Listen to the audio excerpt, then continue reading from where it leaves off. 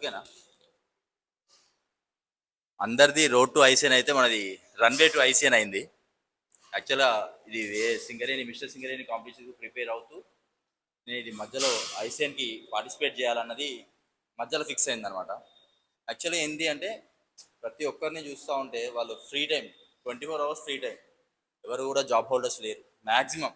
నాకు తెలిసిన ఇన్స్టాగ్రామ్లో చూస్తున్నంత వరకు వాళ్ళందరూ కూడా రెస్ట్ డే దొరికినప్పుడు కప్ థెరపీస్ అని, మసాజెస్ అని, టోటల్ ఫుల్ డే రెస్ట్ అని అలా తీసుకుంటున్నారు. బట్ మనకు మాత్రం ఆ ఛాన్స్ లేదు.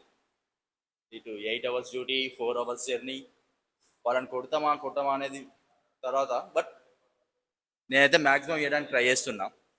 అండ్ నెక్స్ట్ థింగ్ వచ్చేసి ప్రతి ఒక్కరు కూడా అసలు 1-2 yearsలో ఇంత మజిల్ మాస్ ఎలా పుట్ ఆన్ చేసిండ్రు, అంత మజిల్ మెచ్యూరిటీ ఎలా వచ్చిందో నిజంగా నాకైతే అర్థం కావట్లేదు. అసలు నిజంగా ఒకవేళ వాళ్ళ కష్టాన్ని నేను తప్పు పట్టట్లేదు, బట్ ఒకవేళ అదే కనుక నిజంగా న్యాచురల్ అయితే మాత్రం they are great. Seriously they are great. నేను ఇంకా చాలా చాలా నాలెడ్జ్లో వెనకబడి ఉన్నానేమో మేబీ వాళ్ళతో పోల్చుకుంటే. అంత 1 year 2 yearsలో అంత మజిల్ మాస్ పుట్ ఆన్ చేయడము, మజిల్ మెచ్యూరిటీ ఉండడం అనేది గ్రేట్.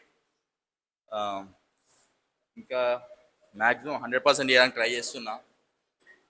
ఈ కప్ థెరపీస్, మసాజెస్ మనకు రెస్ట్ టైంలో మన కొత్తగూడెంలో అంత అందుబాటులో లేవు.